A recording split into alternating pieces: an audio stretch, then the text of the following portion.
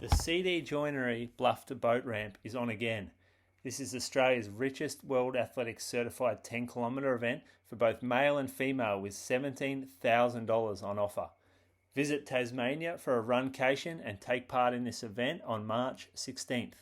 You can experience the beauty of Tasmania and be only a 90-minute drive away from Cradle Mountain in one direction and the amazing Tarkine rainforest in the other direction. These natural wonders are linked together by the Tassie Tasting Trail, so you can explore and taste your way around this beautiful island. Register today. www.blufftoboatramp.com.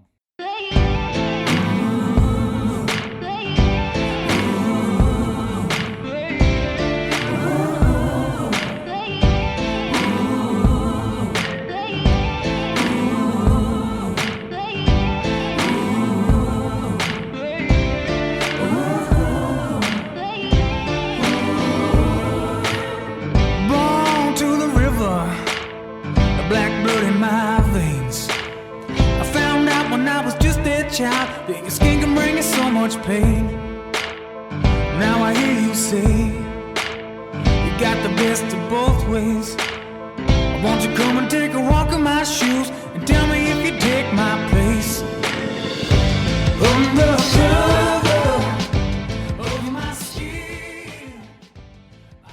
Welcome to episode number 375 of the Inside Running Podcast. A massive thank you for being with us for another week.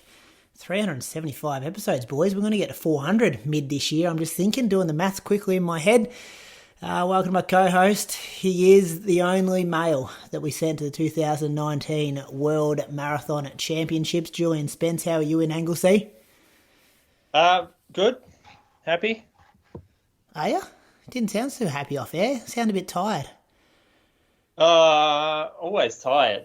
Always tired, but I'm all right. I'm talking to you around this week, so I'm all right. Yeah, you're coming back. Looking forward to talking about your week. Our other co-host is up in Canberra, calls himself the King of Canberra. He's got the best list of PBs, or most even list of PBs of anyone who's employed by the Inside Running Podcast. Bradley Croker, welcome to you this week. Thanks, Brady. I do not call myself the King of Canberra. I reckon you should. You're the most influential man in Canberra, like running spaces. Coaching, mullet. You're the only guy of your own training group. You and Dick Telford. Philo Saunders. Actually, Canberra's pretty competitive, isn't it? Yeah. Some good runners come out of Canberra. Bloody oath they do. Would it be the best, well, tell me this, and the listeners might get educated here as well. Do the good runners come out of Canberra, or has it got a history, and I don't know the answer, a history of good runners coming out of it because of the AIS was there? Like how many are born and bred Canberrians? There's not that many that are probably born and bred. So, like, off the top of my head, you'd have, guys like Brett Robinson was, lived in Canberra for a long time, grew up here. You got Cam Myers. But, people like Marty Dent, like, he was originally from, I think, up around, like, the Central Coast. And obviously, like, all the people that came here for the AIS probably weren't born and bred here. They weren't. So Deek was Melbourne. Yeah.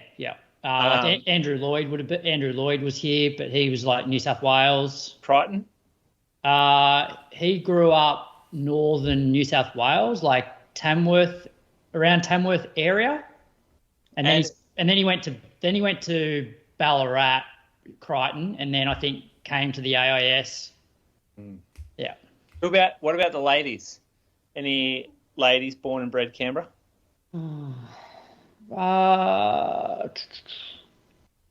Embrikacek. Oh yeah. Yeah. But then a lot of the others, like Bonita was at the AIS. And that's what was so cool about that. And I can bring it up all the time, but that Canberra Times fun run was like, we had so many good runners in Canberra at some point in time that race was just so iconic. If you looked at not that they had a perpetual trophy, but if they had a perpetual trophy with everybody's name on it, you've got your Andrew Lloyds, your Deeks, your Bonitas, your Susan Hobsons, like Crokers. just two Crokers, Moose. Rowan Walker. So I ran into Rowan after we chatted last week. I reckon it was on the Tuesday, maybe the Tuesday or the Wednesday. He rides his bike from Canberra the back way down to Geelong every year. Yep. that's like 150k a day or something over gravel. And this year he went through the mountains, like through Threadbow or Perisher or something, and brutal back roads.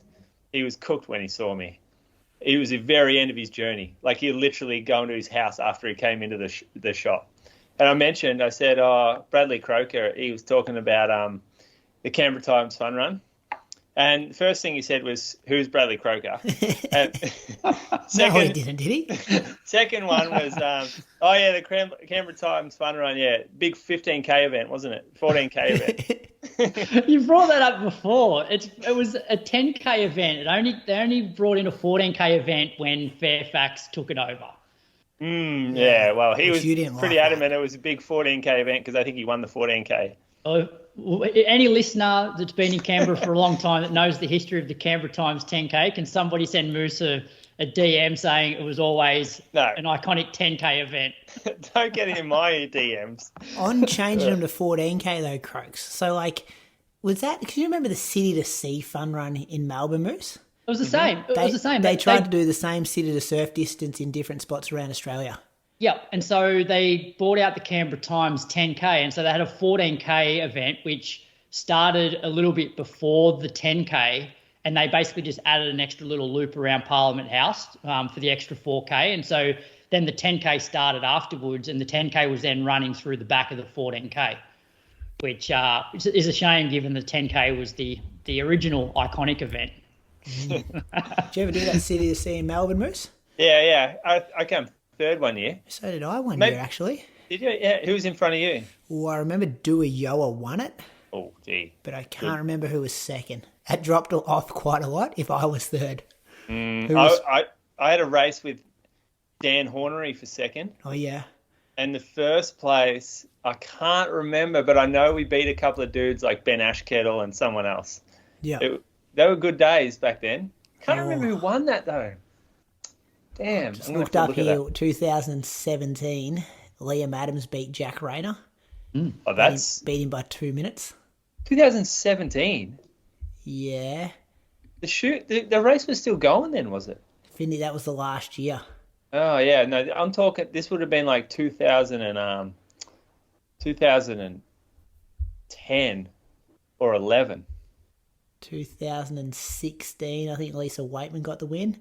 Anyway, so it was going to be a quick show off our boys, and now we've jumped down like 3 rabbit holes already and haven't got to one training result. Oh, training week. Back to Ryan Walker though, Moose. Like he was like pretty impressive. Like he was very consistent for a very long time at a relatively old age. Like he was running like 221 at 42, and actually he ran 221 as a 44-year-old. Like back in 2014 with like, obviously old shoes and like pretty, and like at the time I'm like, oh yeah, he runs, like I wasn't really into marathons then. And like, oh yeah, that's not bad running. But now that I'm at that age, I'm like, fuck, that's pretty impressive to do those sort of times back then. Yeah. And he did all his training by himself basically. Because I remember because he was in Geelong at the time, but he was working in Melbourne when he ran that. And I would try to tee up some runs with him, but he would always go out super early. And eventually he sort of told me, he goes, I hobble for the first 30 minutes with both Achilles, terrible. And he goes, I just hobble around until they sort of come good 30 minutes in. And then I'll do a proper run later that day when they've actually warmed up a little bit. He used to get the shits with us when we'd rock up for our long runs at Stromlo because, we were the middle distance guys doing an hour 45, 2 hours. And so within 10 minutes, we're already starting to get rolling. He's like, wait, you fuckers, I'll see you at 2 hours 20 through the hills. Slow down. Yeah, he's a very good value. Him and his wife, Yaz, good people. Are you sure you did this race, Moose? I've just looked at the results and I haven't found you at all. Found some interesting stuff, but your name's not here. What year did Hornery win or come second? I haven't found him either. So the year I come third, Michael Shelley won, Steve Kelly was second. So I'm not sure why I said Dewey. What year was that? That was 2012. Yeah, go earlier than that. Shaka was fifth. They're not there. Nothing under 2013. Check out one of these years. Andy Buchanan was fifth one year. Nick Earl got the win 1 year. Nath Hardigan, 3rd 1 year. Beat Stewie in 4th. Zach Newman in 6th. Johnny Dutton, friend of the show down there. Liam Adams, Steve Deneen. Yeah, some good Victorian names here. So is that when they started at Docklands and you would run down and finish in St Kilda? Nah, are you talking about run for the kids or city to see? No, city to see. Like the year I did, we started at the stadium at, what do they call it? Docklands Stadium or whatever. And we ran down through Port Melbourne, down through these like back roads, came out on the beach down near Port Melbourne where the ferry goes. We used to go, the Spirit of Tasmania, and then ran along the path, the beach path, and finished in St Kilda. Yeah, okay. Yeah, the year I did it, I reckon we went straight down St Kilda Road, maybe a lap around Albert Park, and then finished like kind of like the Melbourne Marathon course. Mine was 10K as well. Yeah, I don't know if you're talking sure about it was 10K. right CDC, sure, it was called that. I got a run for your life with us in it, I reckon. Okay, we'll find that off there. Craig, tell us about your training week. How's the Achilles? I think it's overall improving. Still not as good as I'd hope it would be, but I guess these things take some time. So Monday, I think I spoke about this run last week. I did 45 minutes in the afternoon at 420s in the Neo Zen, and because I'd had a pretty good run on the Sunday, I didn't have really any awareness at all, maybe early on in the run, and then it warmed up and there was no pain when I finished at all. And then Monday went out and, it was just niggly. But as we spoke about, it's probably largely to do with the shoe choice. So Tuesday is normally a session day, but given how it was on Monday, I'm like, I think I'm just going to jog again. So went out for 55 minutes at 425s on Tuesday, back in the Ghost Max 2. And that felt actually pretty good. Didn't really feel anything. And then I decided to do a session on the Wednesday. So that was New Year's Day, just a treadmill session because the treadmill hadn't really been flaring it up in the weeks previous. So I just did 4 by 6 minutes, 1 minute rest. I did this at 5:30 in the afternoon, and it was well over 30 degrees. But I actually felt quite good, and my heart rate wasn't super high doing this session. So I did 2 reps at 16.5K an hour, which is 338s, and 2 reps at 17K an hour, so 331s. And for the first 2 reps, my heart rate was mid 150s, and that was with the Coros arm heart rate. And then even up at the 17K an hour ones, I only just hit 160 right at the end of the session. So that gave me a bit of confidence. Then Thursday, got out for an hour at 422s, pulled up pretty well from the session. Thought, okay, we might be on here. And then Friday we went down to the coast for a day trip. So we left here at 7:30 in the morning, got down to the beach sort of 9:30, spent 3 hours there, had some lunch, came back. And so I just thought, I'll just take the day off. I've had 4 days in a row or something. And then Saturday, jumped on the treadmill again for 3 by 3K with 1 minute rest between, and did this one in the morning. And heart rate was surprisingly high for this, given it was the morning. So it was probably 10 degrees cooler than it was when I did the Wednesday session. But even after the first rep, and this was, so I did all of them at 17K an hour at 331s. First reps, heart rate's 164, which considering I didn't even hit 160, the couple of days before. So I'm not sure what was going on there. Basically got through 3 reps. Didn't really feel the Achilles at all. Heart rate sort of was maybe high 160s by the end of it. And then Sunday I got out for 80 minutes. It was pretty bloody hot when I started. I reckon it was low to mid 20 degrees. Ran 20K, 420s. That was probably the limit in terms of my Achilles. It was starting to definitely get sort of a bit niggly over the last probably 20 minutes. So it's not a bad week, 88K.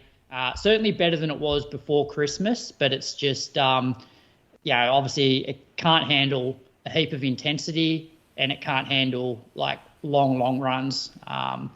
But I'm sort of noticing a couple of weeks now of lower mileage and no long runs. It's like, I don't know how you feel, Moose, when you're just going out for like sort of 8K maximum runs, but I feel like it doesn't do too much for your fitness. Like the long runs are the key for me. Like I don't feel super fit once I start missing a few long runs. Oh, just forget, mate. I forget what it was like to lose fitness because I'm at the bottom of the barrel. I can't lose any more. Yeah. I haven't done a long run since the marathon. As I sit here now in my position, I look at you doing workouts and running pretty much every day and think, oh, you're fine. Like, if I didn't know what your Achilles was like, I'm like, oh, you're doing pretty good work now. You'll be able to jump off into the next training block you want to attempt off this, no problems. So I guess it's all relative to the position that you're sitting in. Because, I would, like a lot of people would put themselves in your position now and be very happy. I guess it's a bit like what Brady's sort of experienced the last, few months where, like, there is no substitute for volume. And for me, like, if I'm running 80K a week, it's like, it's not, you're not unfit doing that, but you're nowhere near, right? I'm never going to race well off that. Yeah. Well, not well, but you'll be able to race and you'll be able to launch pad into something if the Achilles comes good. Yeah. If you can maintain this, you're doing the strength program to therapy it. Yeah. So I'm basically doing car stuff every day. Yeah. Hopefully that might take 6-8 weeks before you start to notice that benefit. But by then your fitness is maintained. You probably can't look to increase fitness during this position. Yeah. And look, there's no rush as well. I've got an entry for Valencia in December. That's the priority for the year. So, like, obviously I don't want to get to July and be in the same situation I am now because I feel like I'd like to string together a bigger block than that in terms of decent mileage. But, the first couple of months I can, it doesn't really matter too much. That's right. It doesn't. You haven't got, like, anything on the radar for autumn marathon, Croaks? No, like I originally had some track stuff planned that I wanted to do, following all the athletes that I'm sort of coaching, or some of the Canberra-based ones and a couple of the guys in Sydney. They've got about maybe 3 or 4 track races planned between now and March. And but the way the Achilles is now, probably can all that and just focus on getting to the point where once the weather starts to cool down, I can then start to, string together like just consecutive 2-hour long runs and 80-minute midweek runs, and probably just go back to what I was doing a couple of years ago where I was just rotating on a Tuesday through like K reps, 400s off short recovery and then short hills. And then the Friday sessions was pretty much like 6-minute reps on the treadmill, progression runs. And like I went from having COVID and missing a month of training at the start of, so by the end of January 2022, I was like really, really unfit. But following that, I got down to like 30-30 at Sydney 10 in May. So the training worked. So I just need to, and it was quite safe training as well. I never actually felt like I was running too hard because it was all very much, running 6-minute reps at 60-minute race pace, 3-minute reps about 4 seconds a K faster than that. So it was all very controlled. So I think I'll follow something similar. Yeah, the benefit is in the week, not an individual thing in the week. You put that together for 6 weeks and you're fine. Exactly, yeah. Yeah. Hey, we didn't really talk about this last week, but we're too busy talking about everyone else. But 2024 for you, Croaks, what did you do well? What did you learn? What's your goals for 2025? So what I did well, I thought I did a pretty good job of like managing my body. Like over the whole year, the only niggles I had was I think around February, March, my hip flared up after jumping in one of Zach's early marathon sessions, a 3x5K. So I missed maybe 2 weeks was interrupted there. That was really the only injury I had all year other than having a sore Achilles like straight off the back of Melbourne Marathon. That was in March, wasn't it? End of Feb, March. I'm just looking at your blue bars now. Yeah. And then I got sick around Canberra Marathon weekend. Yeah, so just missed a week then. Yep, everything else is pretty consistent. Outside of that, I averaged just over 100K for the whole year, 100K a week, that is, for the whole year. considering where I was at the back end of 2023, sort of built back pretty good fitness off the back of the heart stuff. What did I learn? Probably two things. One, with the marathon pacing, you can't sort of fake it. You can't, go out harder than where your fitness is at the time. And for me as well, probably just there's no substitute for volume for me with the marathon block. I did some, decent marathon sessions, but if I want to run my best marathon, I think I need to be doing more miles than what I was actually doing. 5,359.1 kilometres for the year. Yeah, it's not too bad. Good for an old fella moose, isn't it? It was just, you got your love for the sport back too, didn't you? You entering races, winning races. You won that half marathon in Wollongong. Yeah, that was fun. Taking names. Yeah, and in terms of group sessions, I remember a couple of years ago, one of my New Year's resolutions was to do more training with people. I've definitely got better at that. Like most Sundays I'm running with people, at least one session a week I'm with people. And goals for 2025 pretty much get to Valencia as fit as I can, to just give myself, basically I want to do the prep properly, try and run faster than I did in Melbourne last year. Nah, you'll go way quicker than that. You can't compare Melbourne and Valencia. No. What's that Australian record, that 45 plus Australian record? I think it's like 2:25 something. Seconds? Look up seconds. Start writing it on a piece of paper, stick it around your house. That's what we get, Moose. We're going for that record. Who's got that record? Well, there's two. So according to the Australian Masters athletics site, it's Wayne Spies or Spees at 2:25.47. But then there's a website that has, it's ozrunning.net, and it has basically the age group age records, so individual ages. So for example, the record for a 44-year-old, 2:21.47 by Rowan Walker. Rowan Walker ran 2:25.32 as a 45-year-old. So that's faster than the 2:25.47. So I'm going that it's 2:25.32. I feel like you've got to be registered for that World Masters. You've got to pay a registration fee for your times to be accepted. Yeah, maybe. I feel like we've had this chat somewhere before. I reckon that's bullshit, though. It's it's still a record, isn't it? Yeah, I agree. Yeah. I just go off whoever's run the fastest, and that's I guess that's rolling at 2:25.32. Yeah, good. 2:25.32. Get it tattooed on the inside of your wrist. Start looking at it every morning when you wake up. Yeah, that's what I reckon 2025 is for you. There might be some people that take that down before December, though. Who? Carlefelt? He would smash it. He had an opportunity to do it and he missed it at Valencia. It's easier said than done, Croaks. Think about it. Mono couldn't do it when he was 45. Scotty Westcott couldn't do it when he was 45. Johnny Marr's a legend veteran runner. He couldn't do it when he was 45. Yeah, I don't think those guys never really raced a marathon at that age. I think by the time... Don't go giving him excuses, mate. You're going to do it.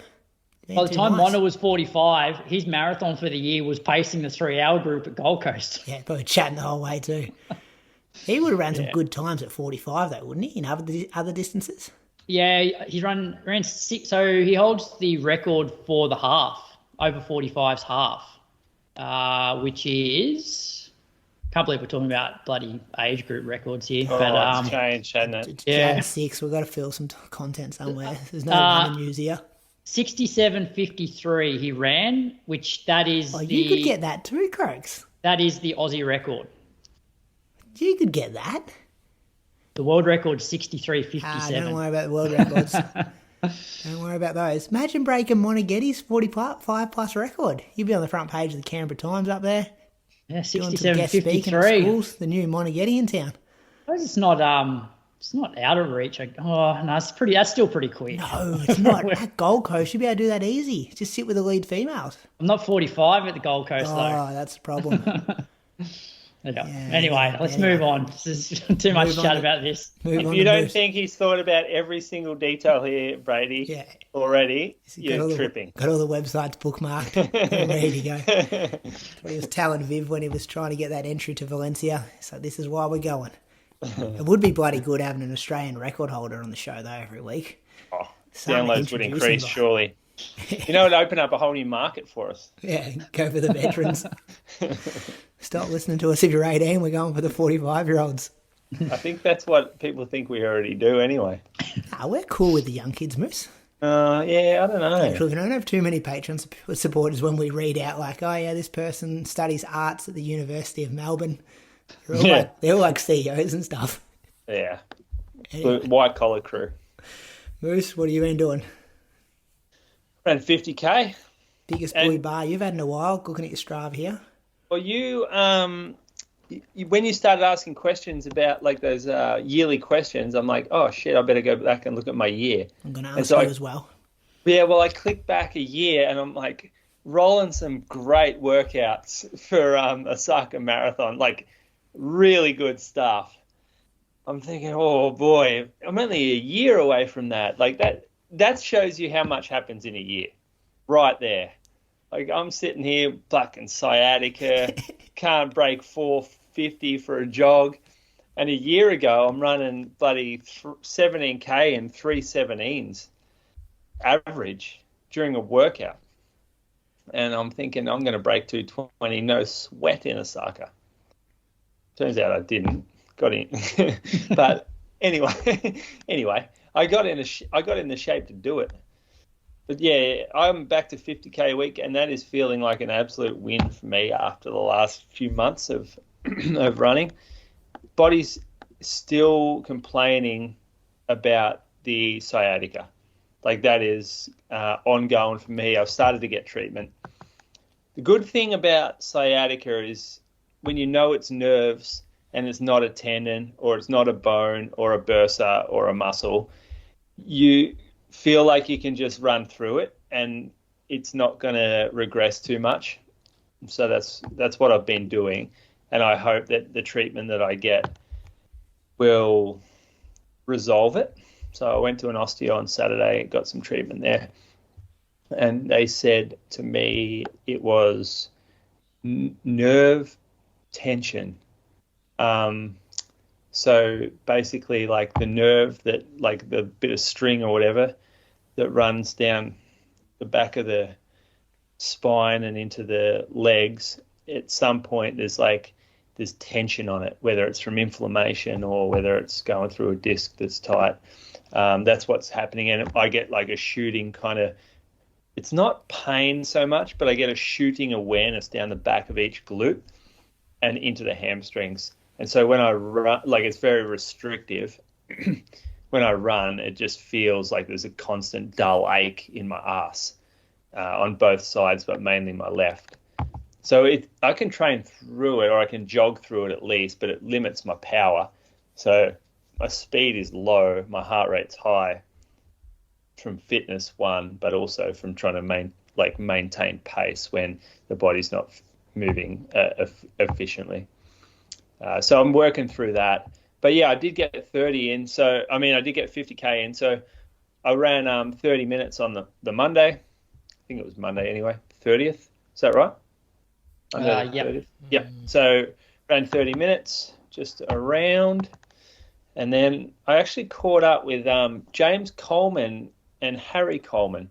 So James Coleman is 63-minute man. Now a sports psych works in Brisbane, trying to get into the AI or Queensland Institute of Sport or Queensland Athletics or whatever it is up there doing psych stuff, sports psych stuff. But his brother lives in Anglesea, Harry. So we went out for a jog, and it was 45 minutes worth, ran over some hills. Pretty cool, actually, running with some people. Takes your mind off how you're feeling. And it was good catch up. Talked about the old days. That's mainly how it went. Is he not competing at all anymore? Like he had that really good breakthrough summer. Nah, so he had Achilles issues for ages. He had like bad Achilles stuff. And now he's back training again, going to do Gold Coast Marathon, but he's busy. And so like you'd think he did a PhD or something. And his Achilles were bad, so he's only just back running. Someone with that much talent will get back, no problems, but it's a long way back for him. So, yeah. Anyway, I looked at his heart rate after. Mine was actually lower than his, so we'll take that as a win. Next day, again, ran with another blast from the past, Ash Watson. He was down. Yeah, Watto's mum lives in Lorne. So he came down from Lorne. Bloke's been in Vietnam and Malaysia for 2 months, just travelling, just on a holiday for 2 months. And then he's come back. He's got off the plane from the airport, Uber to the fucking Tesla dealership, picks up a Tesla, new Tesla for Watto, and just drives home. Cash. Oh, this guy. Credit card points, I reckon, Brady. Doesn't he? Oh, yeah. Some system worked out. Credit card loophole. And then put the cash over the credit card to get the points. Whatever he's got going, the bloke is absolutely flying. And have a look at him. Doesn't he look happy with himself too? Good, yeah. He looks so happy with himself. And you can tell, like, he's got these tiny little pecs. He's been doing some push-ups when he's been away in Vietnam. You can just tell if you have a real zoom in on his chest. So he's going all right. He's a bit fitter than I am. But, so I slowed him down. We ran 5:02s. I also took him on a bit of a stitch-up of a loop, took him to a few dead ends, that kind of thing. But it was good to catch up with him. He played a big part when I was going all right in helping me out with runs, and we would do heaps of easy running together. The kind of guy you can run with and never run out of topics to talk about. Like, always something there that you can just chat. And even if you're not talking, you just fucking run. And you can run any day of the week with him. You don't get sick of it. So, yeah, Watto's a good fella to have around next to you if you're running. Next day was crazy. So, next 2 days started to get hot. Even at 7 o'clock, I ran. Can't remember how hot it was. It wasn't that hot, but the body just wasn't going great. Ran 50 minutes, so I stepped it up, did something a bit longer for this one. I ran with Simone McInnes, who lives around the corner from me. You know that? Ned Verway and Simone live like 200 metres from me. Moved from Ballarat around the corner. So I ran with Simone for 30 minutes and did 20 minutes by myself. Heart rate started to increase. She actually likes to push the pace when you run, so that's kind of annoying actually, because I'm not fit enough to handle that sort of stuff. Next day, hot. Saturday this was Surf Coast Track Club night event day. Knocked off work a bit early, 2 o'clock. Store was totally dead because everyone's at the beach. We're working that out in Torquay. Day like today, raining, absolutely packed. The store was heaving, fucking 20 people in there, like all wanting service. But if it's 35 degrees, everyone's at the beach and no one comes in your store.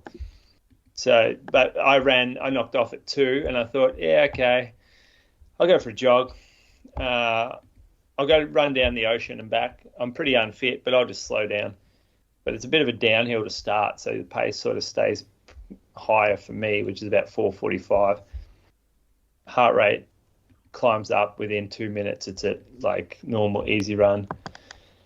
But then I get to, I guess halfway, and it's fucking hot as. Like, on Strava here it says 33, but the weather app said, like, I think it said 36, 37. And I'm running back. Strava rips us off a couple here and there. Yeah, I know. Always on the lower side. Yeah. You know, I always go to Strava. If someone says it's hot, I love going to Strava and finding how low it actually says. Yeah. But it also is when you start your run. Yeah, that's true. So, like, but I started in the afternoon, it's probably not much of an issue. But if you're starting at 8 a.m. and you're finishing at 9:30, that could be significantly different. Yeah, I know. It really is. You can't go off that. It stitches you up a fair bit. But this was really hot coming home. And, like, if you look at my heart rate, I slowed down a lot. And I went up one hill, and it went from 152 up to 164, and I'm running 5:15 pace. And it was dreadful stuff. Body felt good. Heart felt sore, angry, upset, disappointed, tired. And I kept telling myself, this is just like if you went out for a tempo run. Like you're basically doing a tempo run. Your heart thinks you're out for a threshold right now, but your musculoskeletal system says you're out for a recovery jog. So I'll take something in the middle. Yeah, Not and sure 2 minutes pace difference. Yeah, Like, I know. Compared to looking at the year from last year, this time 12 months ago, you could run that. You could run at 3:10 pace and average the same heart rate. Yeah, I know. That's what's fucked up about this. That's what I'm dealing with in my head. There's a lot going on in my head about all this running right now. That's why summer is such a hard time to get fit, because if you're unfit before you start, the heat just puts your heart rate through the roof. Like I'm not unfit, but even the back end of my long run, I'm rolling 4:15s to 4:20s, and my heart rate was the same as what it was on the treadmill at 3:30s. Like, and it's just like, this is like, how is this happening? Like, yeah, there's a few. So I actually thought at that time, I'm like, oh, this is okay. I'll get a real aerobic benefit from this. But people don't like. This is the same thing as doing cross training. If you jump on a bike, right, and you go, oh, I'm going to spend 20 minutes at 165 beats, or I'm going to spend 20 minutes at threshold. And someone will go, oh, that's the same as doing a 20-minute threshold while running. But it really isn't, because the mechanical load that you get when you're running at 5-minute 15 pace, like I was jogging, is so different to running 3:15s. It's so much safer on the body to run slow with a high heart rate. It's almost like a cheat code for getting aerobic work in with less actual tissue load. But if you do too much of it, you'll just be super fatigued. So you do have to respect it still. And it's not good for the ego either, seeing 5-minute K pace and your heart rate at threshold. I got passed by a clearly football player out on that run, and he passed me, and I did not even give a second thought to following him or trying to block him or to respond. And I thought, okay, the ego's fucked now. Like the ego's well and truly gone. This is a sad state of affairs if I let a footy player just jog past me like this and I just don't even respond and kind of pretend that I'm some new runner, basically a beginner couch to 5K program. Hey, I'm doing good being out here, mate. Don't need to show off going past me. Anyway, that was Saturday. Went to the Surf Coast track night, which attendance was down, but no doubt there's two main reasons that the attendance was down this year at the race. The first one was the heat. So we had a lot of did not starts because the heat was oppressive during the day. And if you do any type of outdoor activity on a 37 plus degree day, you're not going to want to run a 5 or 10K later that night. And so we had heaps of people bail out of that. And then also because the Landyfield track was getting relaid, no one really knew when it was going to be open. And so we had to delay promoting the Surf Coast Track Classic until late. And so by the time we start promoting it, people have already made plans around their early December. So the 4th of December is a pretty popular weekend for people to go away and stuff. So next year, I think we're going to build it back up again. We're going to have that seeded racing again in the 5K, the 10K, 2 races hopefully, because it's very rare to find 10K track races you can just get into at any level. So there's a real potential for this to be a great event like it was a few years ago. But yeah, where I was on the barbecue, Ali and I were cooking on the. No, I didn't know cooking, but I was getting sausages into bread, burgers. Who else was there? Elise was helping out there. Chelsea Gunther, Surf Coast Track Club just operated that barbecue. Gunther's parents got a shout. Big thank you to Daryl Gunther and Daryl's mum. I forget her name, but they were machines on the barbecue. Not that that's what you want when it's 28 degrees and you just finish a race, but that's our food option. I had these ambitions to run the next day a bit longer, but I went, sciatica was real bad that morning and it was fucking hot as. And Bree now, she has the priority in the house of when a first run option. So my running's gone backwards. Hers is starting to progress. So she said, I'm running at 7 o'clock with the girls group in Anglesey. I don't know how many they had, but it was a lot more than I got. So I'm like, oh, I guess I'll look after Pia then. So I look after Pia, and I get out of the house at 9 a.m. and it's hot as fuck. This was seriously hot. What does it say? 21 degrees. That's some bullshit right there. Because it was hotter than the day before. And I ran downhill, down to the beach, and then I caught up with my mate Snowy down there. He was watching his kids surf. So we had a long chat, actually. My elapsed time is 1 hour 17, and my moving time's 41 minutes. So I had 35 minutes of chatting to Snowy on the beach, and then I just jogged home. And you still average 142 heart rate. After a 37-minute break. Yeah, back up the hill, though, would have hurt, wouldn't it? Yeah, it did. But by that stage, on your way back up the hill, because you're on your way home, you're like, oh, fuck it, I'll just run whatever. I don't need to worry about my heart rate. I'll just get home now. And it felt good. Like, I felt like I was up at 170. I looked down at I got to 171 heart rate. That's my threshold. That's going uphill. I was running 5:06 pace. I felt good doing that. I felt like the body was moving well. But I pulled up pretty sore today. So I ran today, and so I think it was bad this morning. I'm just like, while we're talking, I'm like trying to book my therapy appointments, that kind of thing. Yeah, because you got scans and stuff early, didn't you, to figure out what was wrong? And then did you just not do anything for like 2.5 months? Like, you haven't had any other treatment? That was a different injury. That was my hip. Yeah, it was too. Yeah. So this is different. I'm going to try the conservative options first before I go down the whole scan thing and all that. Yeah. Very good. Same questions for you. What did you do well in 2024? What did you learn? What's your 2025 goal? What did I do well? Oh, what did I do well? Shit. In running? No, it doesn't have to be. The listeners know a lot about your life as well when you talk about it every week for 7 years. What did I do well? I think I fucked up 2 marathons. That was disappointing. That's what I learned. Let's go to what you learned. I learned the marathon is to be respected. And you really, you have to respect the first half of a marathon if you're going to have a good race, especially if you're not in supreme fitness levels. If you're borderline fitness levels, you have to be very smart with your racing. And that's what I learnt 2 times. We learnt the same thing, Moose, last year. Been at this sport for quite a while. we learnt that. Yeah, you know that. You literally have the nickname as the Big Wise Moose. Do you just think you got to relearn it at times?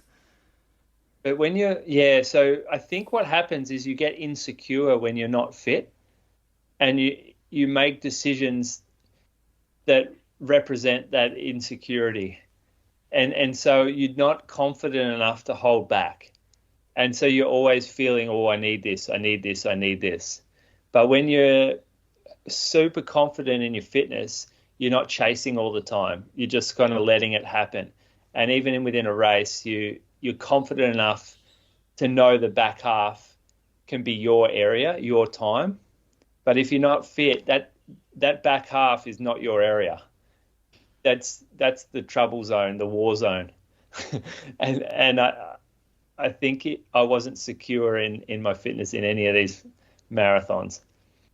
So I need to just go back to the drawing board there. Because you got it right with Sydney, didn't you? The back end of 2022, which isn't that long ago. Like, it felt like you got 2023. Like, he got one back on the board with that. Hot day, but still ran smart, ran it well. Well, we got lucky that day, didn't we? Because it got hot, and so everyone adjusted really well for that. And so you got to respect it early because of it, because of the heat, and that allowed you to come home strong in the back half. So what you're saying, if it was a cool day, you would have gone with the lead women's pack at 2:20 pace and had a shocker. I don't know. I don't know at all. I'm not sure. But I know what you mean, though. It's like, you just the lead women slowed down because of the heat, and that was a pack that was comfortable, and you weren't really chasing times at that point either. You're just chasing cash. Just running with the group. Sauna? Yeah. Yeah. Anyway, I don't know what I did well. That's a hard one. I'm not sure I did that much well. In fact, I don't. Professionally opened a new store. You opened the walk-in store too, didn't you? Nah. But I did, yeah. That's different. 2025 goal, get healthy. I want to change. I was thinking today, I used to run every day. I would think this is a training run. I would treat my running as training for the sport that I competed in. But now I look at my runs as aerobic exercise to not get fat and to walk the dog and to get a little bit of mental release, to exercise. And so my 2025 goal is to turn running again into training for my sport. That is my goal, because that's what I love running for. I don't love running as a routine, as part of my day.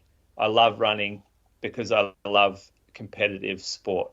So I want to get back to that. Well put.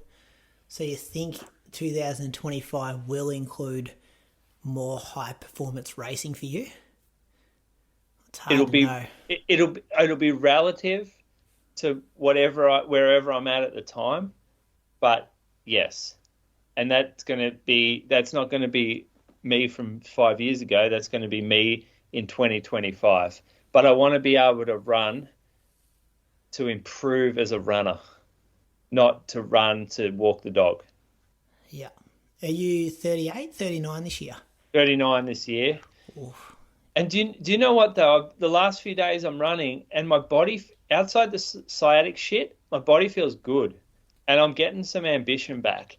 I just need to get on top of this sciatic stuff. And like I've had 2 months now in the gym, and I'm feeling strong. Like the body feels strong. And it's just like aerobically, I'm at the bottom of the barrel. That's fine. I don't give a shit about that.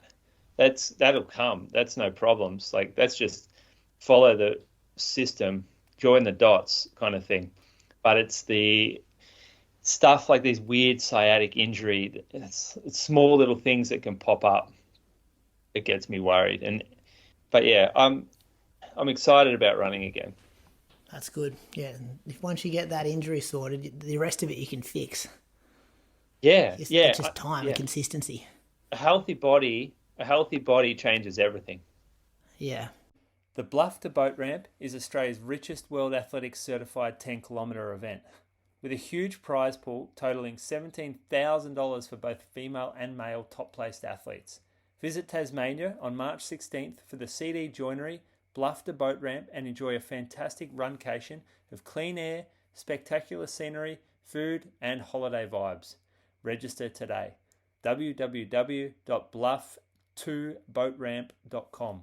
I'll whistle through this week, fellas. Monday, 16k, 4:39 pace. 8k in the afternoon, 4:32 pace. Tuesday, last day of the year. Did 6 by 5 minutes with Archie off 90 seconds slow jog. We were between 3:20 and 3:25 pace for the 5-minute efforts. Felt like we were running 3:10 to 3:15 pace. You know, when you're just a bit unfit and you're looking at your watch going, I wish this was 10 seconds K quicker, because that's what it feels like. But that's okay. My heart rate data was around where it needs to be, kind of 165 beats per minute for that for the 5-minute reps. And then got out to hit my yearly goal. So 20k a day for the year. I had to run 9.8k for my afternoon run. It was pretty hot. Got out there. I was tempted to put a bat in my driveway and just pick up the bat for an Instagram story when I was coming back in, boys. I figured out that could be pretty lame, but I did hit my my goal by 200 metres. You mean like raising the bat? Raising the bat, like I've done it. 20k a day, done it. Would have made a good Instagram story, wouldn't it? Would have got some likes. I would have thought it was a bit lame. Yeah. But lame is the whole joke. I want to go with Plus, lame I reckon kind of you- content. As Coach ripped I into me put in the Strava. comments here, well, I reckon you're short, because if you're only bang on 20K a day, we know that the GPS is always generous. Strava is life, Croaks. That's the only thing we care about. How else are you tracking this data? But for sure, I would be short. Even like things like when you do a track workout and you forget to put track mode on, like you'll get an extra 600 meters there easy. Yeah. Like, yeah, I'm short for sure. But anyway, Strava says I ran 20K a day average for the year. Wednesday, 90 minutes, 4:41 pace. This was pretty hot. And then in the Arvo fellas, went out on Anthony Reid's pontoon boat, which was a beautiful afternoon. Giving you guys an open invite too. If you're ever in Echuca Moama, come out on the river. We're not really a river family, so we don't really get down there too often, but it's like a whole town down there. You got jet skiers whipping around, wakeboarders, people floating down, just in like floaties, stand-up paddle boards. It's pretty cool. You guys got to experience the Murray River like that next time you're in town. Oh, like petrol? No. Money though, money. Like, he was telling me some of these like ski boats, $250,000, $300,000. Like this area where we docked, like cheapest house, $8 million. Like it's just crazy money. $8 million in Echuca. Yeah. Warparilla Drive. Google it. There's one house there that no shit they're building at the moment. It looks like it's a hotel. I'll take you there when you come to town. I reckon your mind will be blown. I only go out there when it's an open invitation. Like you don't just rock up to these parts of Echuca Moama unless you've been invited to get on a boat somewhere. So when I came to visit you a while back, Brady, and you could have taken me to this part of town, except you took me on a hot lap of the industrial estate. That's right. I know, I got that wrong. This is because I didn't know this part existed, Craig, so I have enough money to be in these parts of the town. So it was a great experience out there on the boat for the day. Thursday, 70 minutes, 4:44 pace, and then 30 minutes in the Arvo, 4:40s. Friday, we went to the track. This was a big day, fellas, because usually at our grass track, it's me, Archie, and the guy who drives the lawnmower, who tries to run us over, like the tractor. And this day, first we get there, guy from the Western Bulldogs. He comes across the road from the resort next door. Didn't know who he was, but he was definitely a Western Bulldogs player because he had all the merch and stuff on. Real big fella. Walks across with his girlfriend from the resort across the road. Does no warm-up, smacks 4x400s, and then walks straight back to the resort across the road. And Archie just like, this is bullshit. These guys get paid so much money. And then to train like that is a bit of a joke. And then Lockie Schultz got out of the car, Moose. Collingwood footballer, you know Lockie Schultz? Yeah. He used to play for Freo. I reckon you'd love him because a real underdog story. Never got drafted, went and played for Werribee, and then got picked up from Freo. Was playing for Moama Seniors. Got picked up for Freo for a couple of years and then got traded to Collingwood a couple of years ago. So he rocked up and I was kind of fanboying. I'm taking photos of him as I'm putting my racing flats on, sending to my footy mates. I'm like, boys, you would not guess who's at training this morning. And he was out there. So he got there when we were starting our stride. So we'd already done our warm up. He then pretty much worked out the whole time it took us to do the workout, which was 20x400, and our mucking around afterwards, changing our shoes, cooling down for 3 or 4K. He was still working out. His was legit, putting different cones at different spots and doing a lot of short, sharp sign stuff. Probably didn't go longer than 130 meters. But yeah, it was pretty impressive to see him working out. And then the Bendigo Pioneers rocked up as well. So this is the TAC Cup, the best younger footy players in the state or in the region kind of thing. And then there was just these Instagram influencers getting around, these ladies who would just smack 100 meters, go quicker than us. We'd be doing a rep. So we're running 18-second 100 meters. They'd fly past us and then they'd go on Instagram for 15 minutes. And then they'd smack another 100 meters and then they'd stretch up against the goalpost for 15 minutes while they're checking Instagram and then go smack another 100. So our track boys was absolutely buzzing. It was great. You call them influencers, but they're actually just sprinters. Yeah, I don't know. They looked I don't know. You know what I'm talking about? The active wear and stuff. We don't see that around these kind of parts. Sprinters. That's how they train. I wouldn't say they're actual sprint. They weren't doing much of a warm-up either. They were rolling straight out of the cars and just smacking hundreds. So anyway, it was a great day at the track. 20x400 for us off 45 seconds.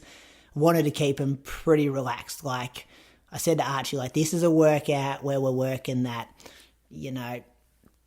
30-minute kind of pace. Maybe we were a bit quicker than that in the end as well. So we did 18 of the 20 reps in 73 seconds.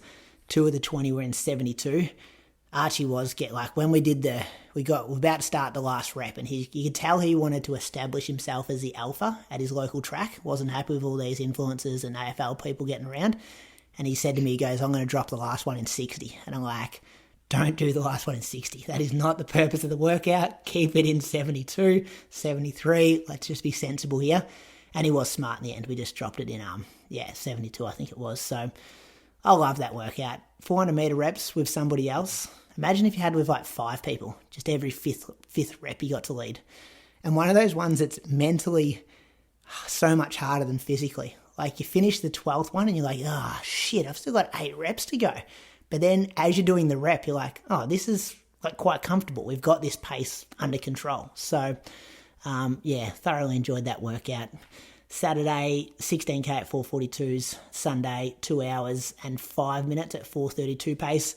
Pretty hot as well. I reckon it was I started at 5:30. I got up at 4:45 to try and get some running done before the sun come up. And, I was pretty conservative on the way out and then got a bit quicker on the way back. But my Sundays at the moment, you just got to get them done. So you just got to get 2 hours of running done. 158K for the week. Give me three weeks of that, fellas, and we'll be a bit fitter, I think. That's my plan anyway, which is good. You got a training partner now again. Archie's back with you. Nah, he went up to Falls Creek, though, the day after that workout. He's up there for 2.5 weeks. But yeah, he's getting a bit more consistency. You don't want to go up to Falls Creek? I'm going to Brisbane tomorrow. So I'm going to the theme parks and Bluey's World and things like that instead of Falls Creek, which might kill my consistency the next 2 weeks, but that's okay. It's even better. You're on holiday. Yeah. Holiday with families is hard, though. Talking to all the mums and dads out there, I'm not sitting by the pool just reading a book. That's right. You're in the pool. Yeah, I've really got to get your kids swimming. That's going to be the dream, when both your kids can swim without you getting in. Yeah. Yeah, that's the dream. Then you can read a book. Yeah. You got that yet, Croaks? Getting very close. Yeah. Lily's really good in the pool, and Collis could save himself, but he's happy to be in there with the ring on around him and stuff. But he's you got to keep an eye on him. Another 6 months or so. Yeah. Yeah. Should be Helps good. you two rich fellas have pools at your house. That's like a shortcut to teaching a kid how to swim. You live at the beach, mate. Yeah. Well, yesterday, it's weird. Kids at the beach, like Pia, who goes in from being an absolute mad woman in the water to being scared of the waves. Like one day she won't go near the water. Yesterday we're out there in these heaving 3-foot waves, and she's just loving every second of it. But it makes it worse when she's not. I remember Carly was saying she wished that your kids, Brady, had something knocked them over so they got respect for the ocean. Oh yeah, because they have no fear of it right now. Yeah.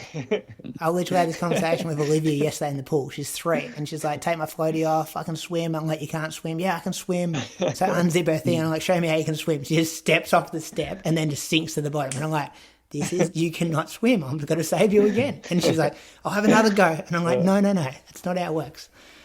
So, yeah. Anyway. Yeah. Do you want to know my 2025 goal? Yeah. You've been thinking about this, I reckon. Well, and also 2024, what you learnt, what you did well. Ballarat, I did well. I love that race. That's going to have fond memories in my brain for the rest of my running life. It's probably the best feelings I've ever had in a race. Going from Lake Wendouree to that Sturt Street Moose on Pleasant Street there, just epic Athletes Victoria style crowds, and just actually knowing that I wasn't going to fuck up a marathon again. I'm like, you on the bike, Carly was on that corner, heaps of people I knew on course, real just boy next door kind of marathon. I will have fond memories, getting positive data from my watch at the same time, trying to chase down Tom DeCano even though he was still 3 minutes up the road. That will be that will be in my memory forever, that race. So that was something I think I did well. I learnt I think I maybe learnt that I am just a a 219, 220 guy. Like, I've thrown a shitload at, like, the training to try and run good marathons, and I've maybe, like, come to that realisation and accepted that I'm like, I might be just one of those people who doesn't convert real well. Maybe I am more suited to the 5, the 10 and the half. And also a bit of the stuff around, like, travelling to races. Like, I feel that unless you're going... We compare ourselves a lot to, you know, guys like Andy or Izzy, and you go, well, they ran all right at Valencia, but they're often over there, like, probably minimum 2 weeks before they race. Like, I probably learned I need to respect... If you want to perform at these big international marathons, you need to get over there more than, like, 4 days before. Like, when you do the reading into the literature and the science around what actually happens to your body, the marathon is such an event of small margins. I feel if you're just a few % off here and there with your sleep or your stomach or your fatigue levels, it can really impact you, kind of thing. Whereas I probably thought you could just wing that in the past and just be like, you're right. Like, just have a couple of, you know, shit nights sleep and you'll be fine. 2025, still want to nail a quick one, Croak, so I'm hoping to get with you over to Valencia. That would be the goal there. And just I don't know, like, you just want to survive a bit, don't you? Like, hopefully I can just string another year of consistent training together and give myself the best opportunity to race well. Like, I'm at the stage where so many people I've run with over the years are kind of done or, like, riddled with injuries. Like, it's... You know, I spend a lot of time talking to Moose, obviously, and me and Moose run a lot of Ks together, and I reckon he'd trade places with my training week over here every day of the week. And even like Zaka's still trying to get back from a niggle, and I guess guys like Craig Appleby, and I saw Johnny Dutton selling spikes on the line the other day, and hope he's not kind of retiring. So I'm just grateful that I'm still got some kind of chance to run well in my legs, hopefully. That's where I'm at. But I did say on the monthly, I'm only doing races that I'm good at. So, like, fuck the Roo Run. I'm not going to Bandura. Like, what? No, I'll be there. I'm happy to come down, but I'm like, I only want to do races that, like, when it gets hard, 80% in, I'm like, I want to run well in it. You're not doing Bandura. No, You won't do Bandura. I might do Bandura, but I don't want to make it like, you know, if I've got something else on that day, or it's like... maybe I'll go down and just go, you know what, I'm coming. I'm just doing the point things. I'll come in 50th. Like, not put myself on the line. So you don't want to try. You don't want to try in events that you won't come good at. I don't want to even, like, put them on my radar in a way. Like, getting to Melbourne's like a whole Saturday for me. Like, it's 3 hours in the car there, 3 hours in the car back. A bit of, like, you guys know what it's like with families and stuff. So it's a bit of, you know. I get that. Do a lot of work the travel thing. Yeah, so it's like, I'd prefer to say, hey, Albert Park 10K, I'm going to rip that one, or Sandown Relays, or something that I'm like, I know I can run flat and fast on these kind of courses. So, like, go all in on that, and then go back and train for 3 weeks, and then pick something else to go all in on. Not these kind of races that I'm like, I'm doing it for another, like, I'm doing it for coming 50th to being the second guy in our Div 2 team. Like, that for me is not helping me.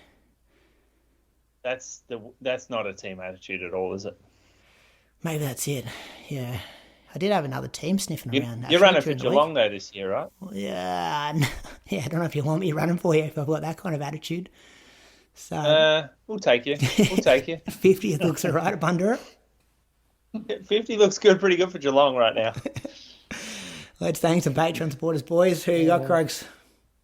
I've got Adam Rudgley. So Adam lives in Brisbane now, but he did live in Canberra. He was a very good triathlete back in the day. Has run 8:55 for 3K, 15:43 for 5K, ran 32:24 at the 2019 Canberra Times 10K, finishing second overall, 72 minutes at the 2022 Canberra Marathon Half, and 2:39 at the 2:23 Gold Coast Marathon. Represented Australia at the World Duathlon Champs.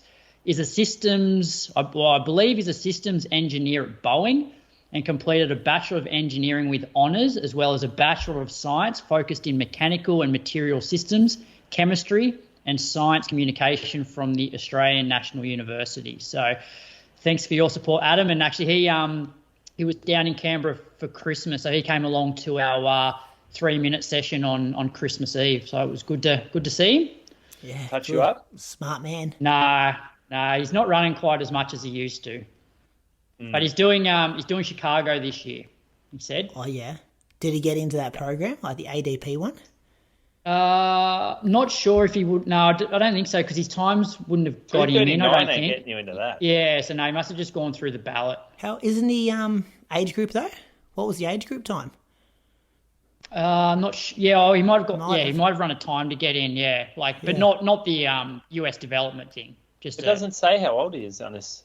He's in his 30s. Croaks wrote back in the day. 30s. What? And he's a very good triathlete back in the day. What, when he was 13? Age group is in your 30s. Ain't gonna 239's not getting you in. You're in your prime. Said very good triathlete back in the day. I thought he was like 60. Yeah, or like this guy, 50. No, sorry, Adam. No, I meant when was it like? In primary school. 2015, 2016, that sort of thing. Yeah. That's not back feels in like the a long day, time. Feels like a long time ago. Well, it does feel like back in the day. Moose, 10 years ago. All right, I got Arthur Breno. Think he's originally from France, but he's currently living in Melbourne and is a senior software engineer at Kraken. What's Kraken? Don't know. Company. Google that. We've got to find out what Kraken is. It's a brand of whiskey, isn't it? Kraken? Oh, yeah. Kraken okay, rum? I know Kraken. Is it rum? Oh, yeah, Kraken rum. Oh, no, Kraken's another. Here's another one. Crypto platform for smarter investing. Crypto platform, I think. Oh, crypto. Okay. Crypto's going all right, isn't it, at the moment? You still big in crypto, Croaks? I've never had crypto, but it makes more sense if he's a senior software engineer for a crypto company as opposed to a rum company. It's up 142% over the last year. Missed out, crypto. boys. Yeah, crypto. What, crypto is just in general? Bitcoin. Or Kraken? Kraken is? Bitcoin. I guess you sell Bitcoin on Kraken. But if they're taking a cut of every trade, people are getting into it, Moose. Wait, so I don't understand how this works. Give me a quick little 2-minute rundown on this. Oh, well, so if you want to buy shares or you want to buy crypto, you got to buy it from a platform. So you got to make an account, and then you would purchase some Bitcoin, and the Kraken would take, I don't know what it is, like it might be a $3 or $5 brokerage fee to purchase your Bitcoin for you, to keep it in your portfolio. Yeah. Okay. And all right. Good. Pretty good from you. A lot of transactions happening over the day. There would be a lot of little fees adding up, I'd say. Correct me if I'm wrong, though, please, Arthur. Well, I don't know if you're wrong. I don't know. With sort of knowledge, Brady, you're not building that $8 million house, are you? It's not me building that one, mate. But you guys have done some share trading over your time, haven't you? Yeah. Yeah. So like a brokerage fee. You look at, because I always thought Bitcoin, you can pay in Bitcoin. You know, like Cafe accepts Bitcoin or whatever. Yeah. So you got your Bitcoin in a wallet that you can just use as currency. Yeah, I don't know. I know at the Moama supermarket, like there's an ATM now, like a Bitcoin ATM. But I think it's still more, I don't know if I'm right here, but isn't it more at the moment people are viewing it kind of like a asset as in like gold?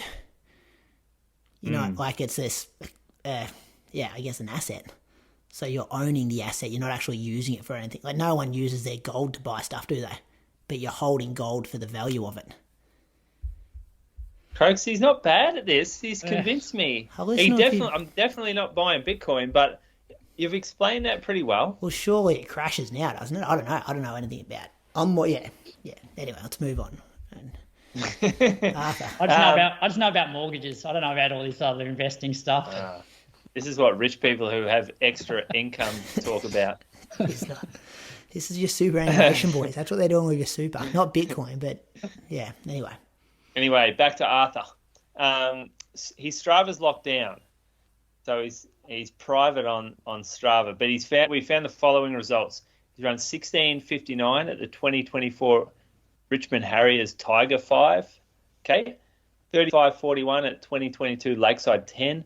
82 at the 2022 Burnley Half, and 2:51 at the 2022 Melbourne Marathon. All right, I'm going to quickly roll through this and tell you what the good results are here. 35:41 is probably the best there.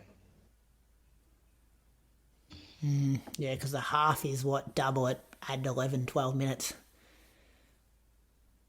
Yeah. Oh no, there's an extra K in a half marathon. Yeah, hang on. I'm getting confused here.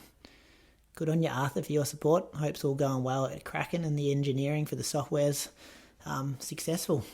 Zach Round, I'm going to thank, boys. He's a runner PB athlete, coached by Mattress.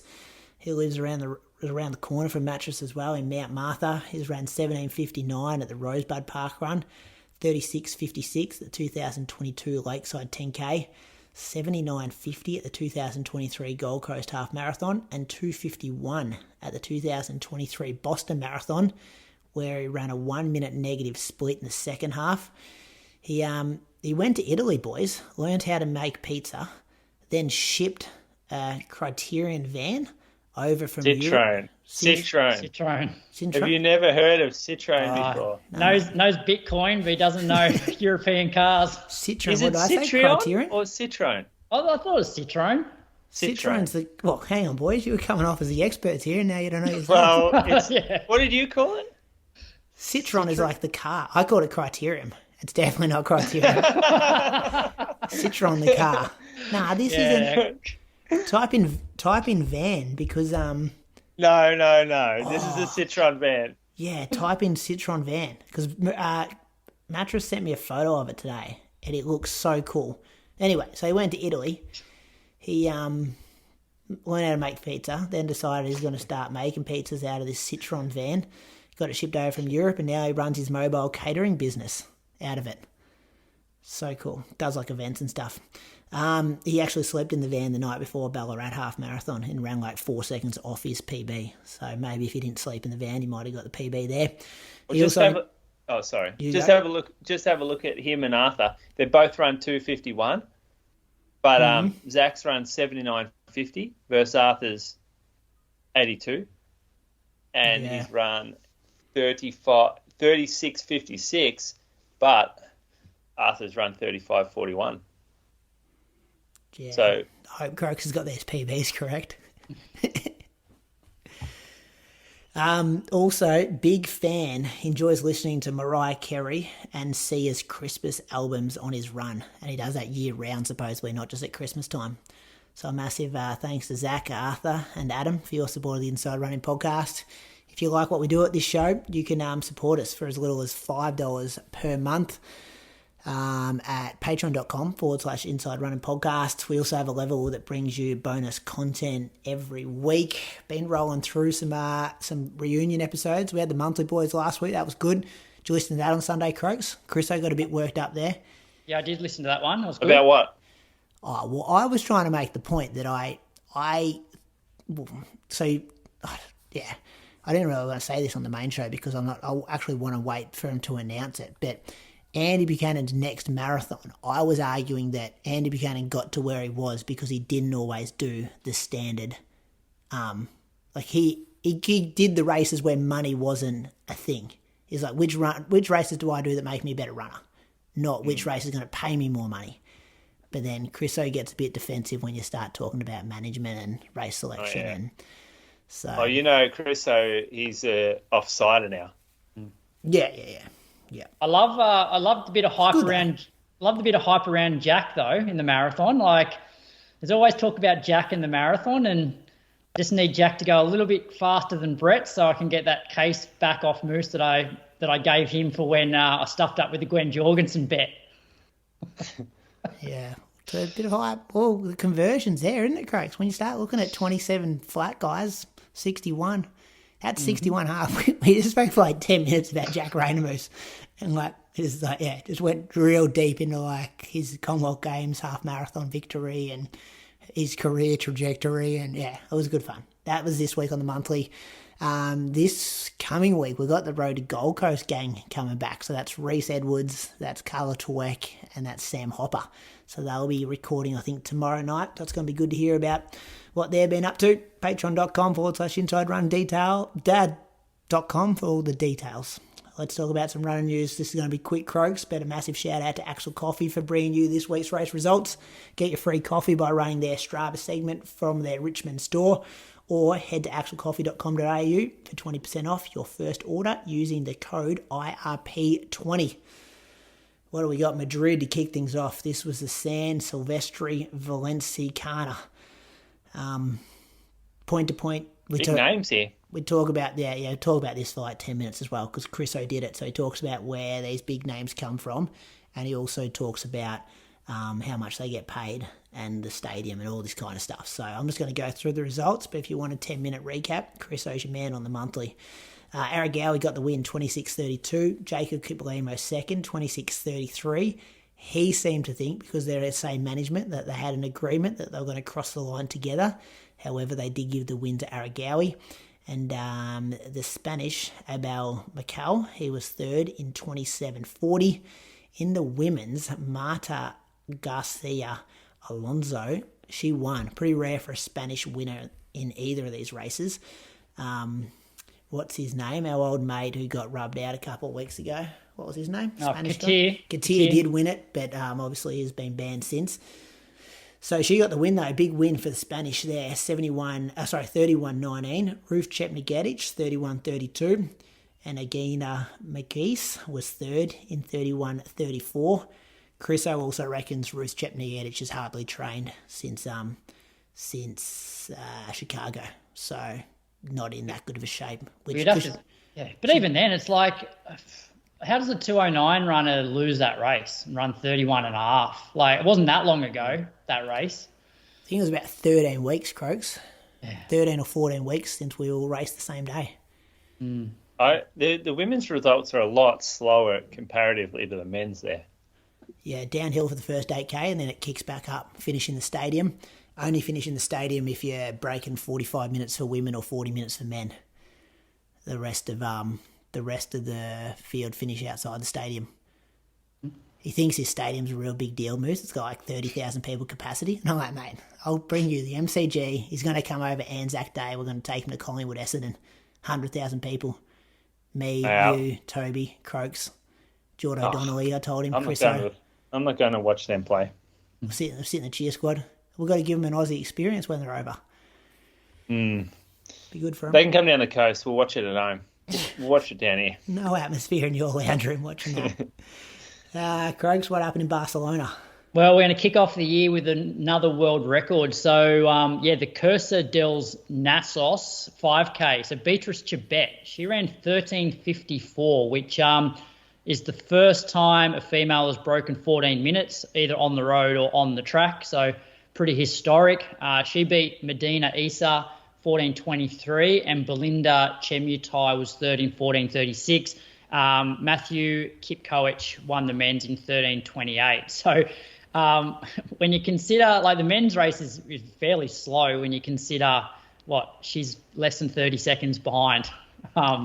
So incredible year she had last year, and it looks like this year's going to be just as good, if not better, for her. Didn't get nominated for World Athletics Athlete of the Year. 2 gold medals, wasn't it? 5 and the 10. And she would have won. Didn't she win World Cross as well? World Cross, broke this world record. I feel she broke a world record on the track too, didn't she? Yeah, 10K? Yep.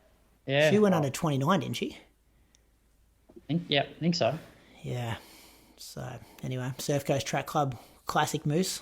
Is that what it's called? Surf Coast Classic. So Nate Stote, he time trialled 29:55 to win. Pretty good. It was about 27 degrees, wind, but not crazy. The conditions weren't oppressive, but they definitely weren't ideal. Penny Townsend ran 37:13 for the win. And in the 5K, Reece Edwards, 14:41. And we think Elise Beacom was the fastest female, but she wasn't in that A race. She was maybe the C race. And she ran 18:24. That stuff doesn't worry Nate Stote. Bit of heat, bit of wind, being by yourself for 25 laps. Why do you get him to run that race, by the way? Well, we looked at the field from last year when he came second and thought, Surf Coast Track Club put on a pretty good 10K. There's not many opportunities to run a 10K. Go down there and get the win. Didn't know he was going to win by 4 minutes. Yeah. Well, you kind of did after you saw the field list. He could have raced Reece in the 5K. 14:40? Put 20 seconds into him in the last he K. ran 14:40 in the second half of that race, I reckon. Yeah, I think he ran 14. Not quite that quick, but I think it was 14:50-ish. Yeah, he ran Quarter quick run. in the second half. Hard to find races this time of the year as well. Nathan likes racing. Just Yeah. send a big dog down there, support a little track meet. Little race, keep us relevant, keep That's us getting it. our results read out on Inside Running Podcast. These results are brought to you by Axel Coffee. Get your free coffee by running their Strava segment from their Richmond store, or visit axelcoffee.com.au for 20% off your first order using the code IRP20. Listener question, Croaks? Ooh. You boys had a look at the list here. Any preferences? Don't mind. Give us whichever one you choose. All right. Let's go with, how do you know if a Masters runner can run a sub 3 hour marathon? Is it mileage, time milestones, etc.? And that's from Mars, about 10 zeros and a 1. Sounds like a burner account. Do you know, a Masters runner tends to be, like when I think of Masters runner, it's someone who's competed through the open years and is now older. It's not someone who takes up running when they're 45 and starts competing in Masters races. So for me, the answer to this question is past results.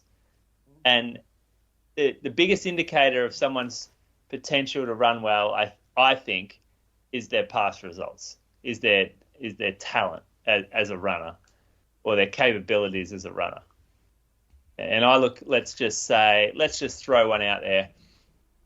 Someone who, let's look at an example. Louis, what's his Seneca name? Louis Rowan. Louis McAfee, right? Louis McAfee, okay. So Louis McAfee used to be a good runner. Now he's a bit fat and shit, but he's coming back. But say he gets back to like 34, he hits 42 years old, and we look at him and go, okay, how do we know if he can run 3 hours? And we're all thinking, well, of course he can run 3 hours. He's Louis McAfee. Bloke used to run like 14 flat, sort of low 14 pace. That type of potential means that you can run 4:15 for a marathon. You just have to string together a couple of good weeks and you're good. That's how I think anyway. And that's probably, there's not much science to that, but that's how I consider it. What about someone who got into running throughout COVID? So they've been in for 3 or 4 years and they got in when they're 38, now they're 42, 43.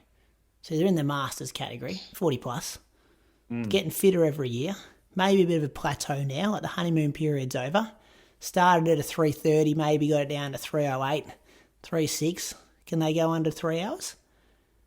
What's their mileage? Do they? I think 80 it comes to 100k. Got a couple Yeah. of kids, training pretty, listening to our show, trying to learn a bit about sport. Can you get there? I think it's a combination of how fast they are, so what they can run for 5 and 10k, also combined with their mileage. So if I've got somebody that's like super fast over 5 and 10k, they can probably run 3 hours off not a lot of mileage. Whereas if I've got somebody that's, if you do the conversions and their 5k is like does translate to just on 3 hours, they're going to have to be at the higher end of the mileage spectrum. It might need a bit longer. Might need 2 years of consistency. Yeah. Like most people that I've coached in the past, like I think like 80 to 100k is probably around about right. Like I think 80k is probably the minimum to break 3 hours if you're one of those runners that, isn't super quick over shorter distances. Yeah. Yeah, you weren't a prodigy like Louis McAfee through... he's up at Falls Creek now, though. Yeah, I saw that. Getting there. Has he got kids up there, though? Like school kids he's taken up? I don't know. Yeah. But I think how run a half marathon, look at your time, add in the question of mileage. Are you doing more or less than 80k a week? And then can go off that. That's what I would consider. Yeah. If you run, let's say you run 85 minutes for the half, and you're only running 40k a week, and you're not going to do more, you're not going to work. No. Yeah, I don't think you're doing it. Yeah. But if you run 85 minutes and you're running 110k a week, I reckon we're a chance there. Yeah. Flip side is like if you're running sort of like 80 minutes, 81 minutes, then but you haven't broken 3 hours, you're more than capable of it. You probably just need to run a little bit more mileage than what you're doing, but you've got enough speed to do it. Yeah. Good question. Good chat. Hey, the whispers following on from last week, that contract thing's more a US thing. You're seeing like some US stuff happening. They must operate end of the years. Because Parker Stinson retired yesterday. He said all his contracts are up. Molly Seidel's, she's not sure what she's doing. Like, she isn't locked in with Puma yet, but she's kind of confident. There's a Runner's World article on her saying she's confident it's going to be sorted soon. That NAS Elite, they cut heaps. That Callan Taylor, she come out fuming, but then Alphine, she was like thankful to Hoka. Like, that's where the movement's happening. I got my geography wrong, boys. Johnny, is it Johnny Gregorek? 349 miler. He's retired as well. Emily Infield, she said she's done with Nike, but hoping to announce something soon. So, yeah, that's movement season over in the US. Keep an eye on their social media. Keep an eye on their bios. It's who drops like the brand in the bio. I saw that Tin Man Elite's kind of disbanded. Oh, really? I did see on Let's Run today it said something like Tin Man Elite on the boards, but I just never clicked on it because I'm like, it's just going to be, do not go down that rabbit hole. But the whole thing's disbanded. No, I don't know. Just rumours. I think Adidas bankroll it to a degree, and I reckon they might have pulled the pin on it. Don't they bankroll Drew? Isn't he the one? And then he kind of gets some money to go around him. Don't know the deal. Yeah, Croaks, mate? Tom Swartz, your mate? No, well, I think Drew had his own personal agreement. I heard it was something like a million over 10 years or something. Like, he signed a really long-term contract. But $1 million a year for 10 years. No, I thought it was $1 million over 10 years or something. No, it's not $1 million a year. But it was a very long-term contract. But that would be his own one, and then I'm sure that they pumped extra money into the Tin Man. Like, he's not using his own personal contract to fund Tin Man. Yeah, okay. Also, keep an eye. I think they're sponsoring this week's episode. That Bluff to boat ramp down in Tassie, going to be the richest 10K in Australian history. Big names starting to come across my desk for that one. Have to Strintos, Sam Clifford, Andre Waring. $17,000, I think, in prize money. So Brian Lyons, good man at the sport, is getting involved. That's all I've got. Moose, what do you got for Moose on the Loose before we wrap up? Oh, mate, it's a rehash of an old one, but I feel like it's worth coming out once a year, this one. And I know there's other opinions on this. I remember last time I said it, then people came back at me. But today I ran past someone, and it was raining today. It was terrible weather here, pissing rain. And there's a certain amount of empathy that you feel for other runners who are both out in the rain, a certain amount of camaraderie that you build if you are out there with another runner and you're both just dealing with some terrible conditions, like saturated, bit of wind. And we're out like in the bush, like on a dirt road, probably about 2K from any house. Got a runner running towards me. I'm not going to say if it's male or female because I don't think it matters. But got this runner running towards me. And I'm like, oh, here's another tough one. Here's a tough nut. They'll acknowledge the toughness and the blue-collar nature of getting out for a run when it's raining. So I look up, nod the head. They stare straight ahead and do not even give me the slightest bit of acknowledgement of my existence in this world as we run past each other in the middle of nowhere with a very wide, kind of road. There's no way we can miss each other, but it's not like we were awkwardly running into each other. We saw each other probably 200 meters away. And I was like, okay, well, I don't know them. Firstly, I'm like, do I know this person? Oh, no, I don't know them, but they're a runner. So I feel like they're my people. Like they're my kind. They're my kind. We get on well with each other because you're a runner and I'm a runner. And you're a runner so much that you're out there in the rain and the wind and it's early. And I'm also that kind of runner. So we're going to acknowledge each other when we go past. And so I give a little head dip. I might have even raised the fingers like, hey, fucking nothing, donuts. And that is some bullshit right there. Because do you know how hard it is to ignore someone that you're running past. That goes across every kind of natural intuition in your body to ignore another human when you're in the middle of nowhere and you're both doing the same activity. Yeah, it's more awkward to actually say nothing than it is to say hello. That's what I thought. Yeah. I'm like, fucking nod your head and keep running, and everyone has a great morning. I love the ones, Moose, that don't even continue to stare straight ahead. They actually make a point of looking down at their feet. Yeah. I'm like, that's next level. Yeah. And it's not like you're running through the city, you have to say hello to every person, so you kind of just cut your losses and just run without doing that. This was in the middle of nowhere, and I got thinking after this, I'm like, that has to be a fucking city person right there. That has to be someone who's from the city, who doesn't have that country nature where if you pass someone on a back street, you wave to them. Like two people in a car passing, yep, you raise a finger, or you're like, g'day, mate, as we go past each other in the middle of nowhere. Or if you're coming along a narrow road and you both pull to the side just to give each other space, acknowledgement of each other's presence. And so I'm like, okay, well, that's how they just behave in the city. Yeah, they just don't know any different. They probably think that he probably gets home going, this dickhead tried to say hello to me on my run this morning. They've probably got their own podcast talking about how people try to talk to you when you're meant to be out running. Talking? I fucking nod my head. Foreign behaviour. Oh, yeah, give a nod, give a wave. I acknowledge their existence, and I say, this is the unknowing conversation we have. Good job being out here, fellow runner. And they come back to me and say, likewise, you're doing really well. And we can converse that through a simple nod or a simple little wave. And we know we've just had a telepathic conversation. Yeah. Are you more lenient, though, Moose, if they are from the city because they've been, trained in a way? Because there's obviously way too many people in the city to say hello to everybody. So it just becomes habit that when you're out for a run, you don't really say hello to anybody because there's just too many people to. Yeah, no, I get that if you're in the city. But they were on their way back. So they have been out and not encountered anybody. And they're on their way back towards the town. And so it's not like this.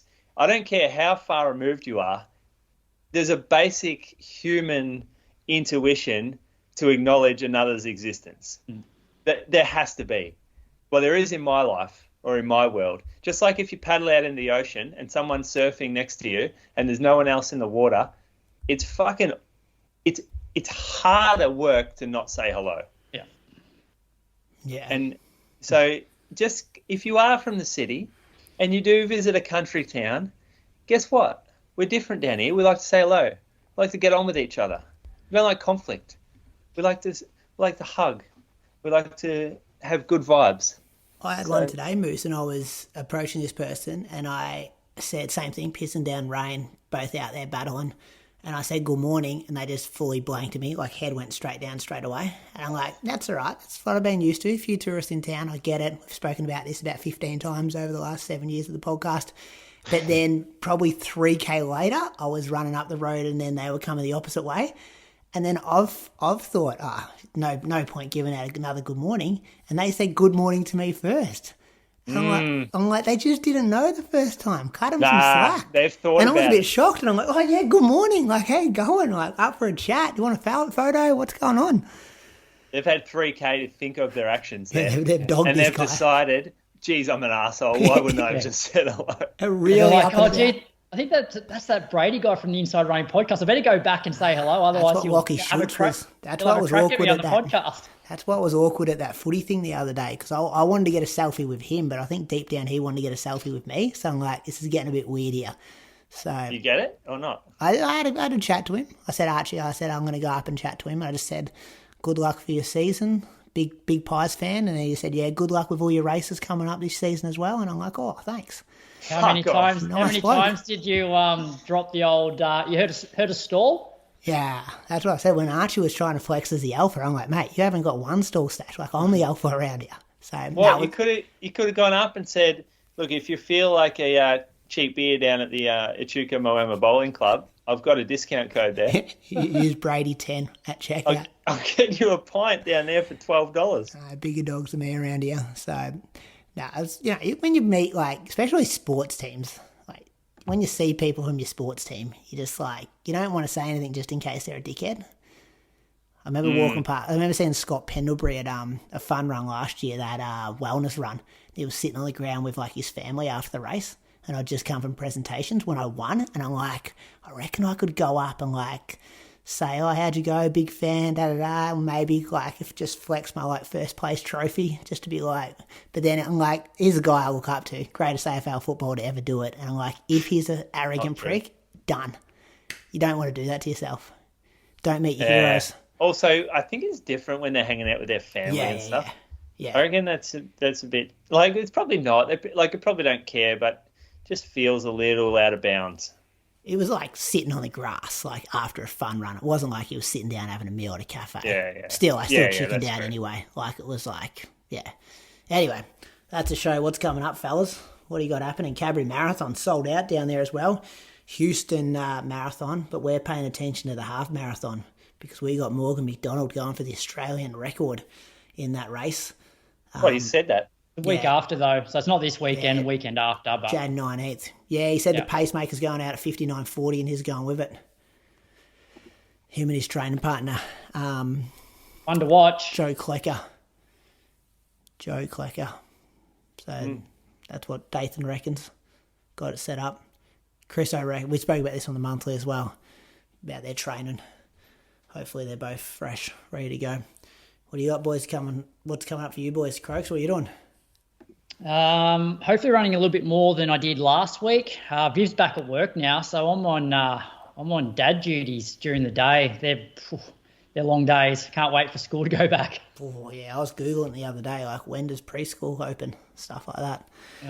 Yeah. So yeah, that I don't know. We may try and get another coast trip just for a day at some point over the next couple of weeks. Yep. Moose, what are you doing? Tomorrow night after, we got a Ultra. Brian Breckstead's coming down, the founder of Ultra. And we're actually doing an interview for the podcast. He'll be a guest next week. So we're going to interview Brian about Ultra, the history of Ultra, all sorts of questions.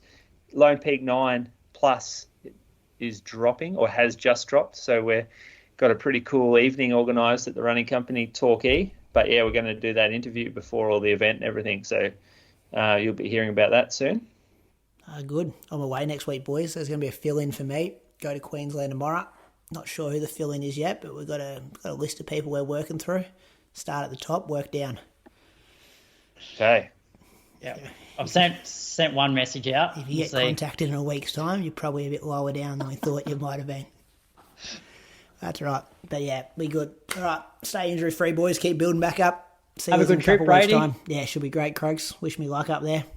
Have fun. I'm going to run with our boy Jordo McLennan. Remember Jordo? Yeah. I was messaging him today. He's like, yeah, we'll do this long run. He's a Gold Coast boy. And Aiden Hobbs is looking after me in Brisbane. So hopefully get some consistency. All right, boys. So do you have to take your Superman suit, run with Aiden? Oh, yeah, fastest ever Superman man on, what was he on? CD Surf. Yeah, he's a good fella, Aiden. He's another guy. Like, when I was talking about people who have dropped off that have been around for a while, he's not one of those. He's ran consistently for like 15 years at a pretty high level. Anyway, see you, boys. They are. Yeah. The CD Joinery Bluff to boat ramp is on again. This is Australia's richest World Athletics certified 10-kilometre event for both male and female with $17,000 on offer. Visit Tasmania for a run-cation and take part in this event on March 16th. You can experience the beauty of Tasmania and be only a 90-minute drive away from Cradle Mountain in one direction and the amazing Tarkine rainforest in the other direction. These natural wonders are linked together by the Tassie Tasting Trail, so you can explore and taste your way around this beautiful island. Register today. www.blufftoboatramp.com